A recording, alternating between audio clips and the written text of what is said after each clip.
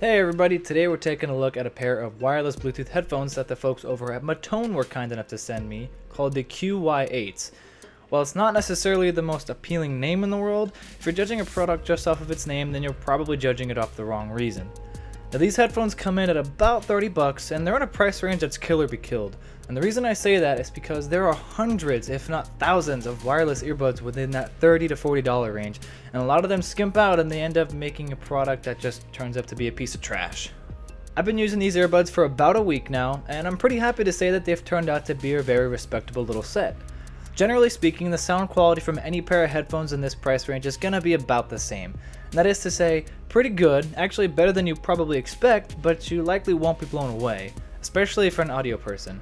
But if you're just looking for something casually, or maybe for the gym, you're definitely not gonna be disappointed with the sound output. As a whole, the sound is actually very well rounded, again, keeping in mind the price. Highs sound pretty good and they don't crackle when you crank them up, and if you get a song with enough bass in it, you actually feel just a slight bass pump, but not too much to be overwhelming. Beats. They also respond really well to equalizers, which is nice. I can hear the changes in the different parts of the audio when I'm tweaking it, which is nice for me because I like to work out a lot and I tend to raise the bass a little to kind of get a strong downbeat so I can get in like a rhythm or a zone, and then I crank up the highs a little bit just to accentuate the vocals. On the spec side of things, they come in either white or black and use Bluetooth 4.1, pretty standard. They're not the lightest out of some that I've used, but they're definitely not the heaviest, and they're just fine weight-wise for usage. There's also an estimated use time of about 7 hours, which never caused any issues for me. It charges with just your standard micro USB, which is super convenient considering basically half of everything anymore that uses some sort of power is charged by that.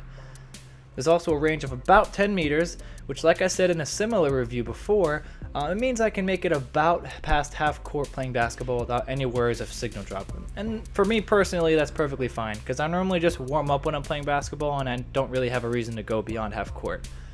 They are sweatproof too, which is great for us gym goers, especially me because I find a way to sweat standing still somehow.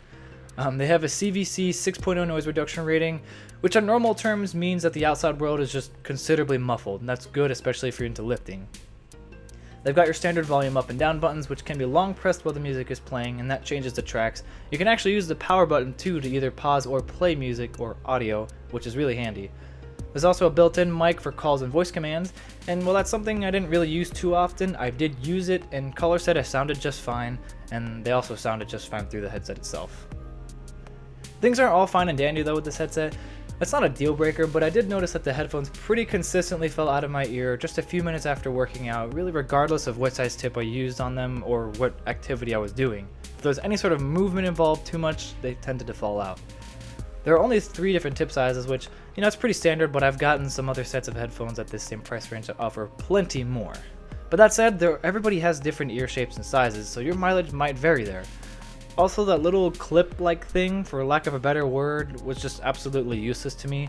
I could never really get them to do anything but just sit there and float in my ear, and if I did somehow manage to get it into my cartilage, it fell right out, because it's this super soft rubber. It doesn't really make a whole lot of sense for that part. And the clip issue is something that I think, if addressed, would really eliminate any problems that I had with the headphones themselves. I don't really think there are many earbuds, whether they're wireless or not, that won't fall out of your ear just on their own.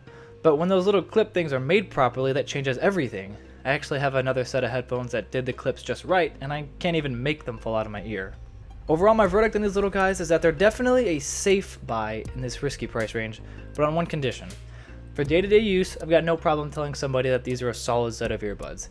As for gym use though, I'd be happy to say the same if that ear clip thing situation was addressed, but until then I really can't recommend them for a gym goer.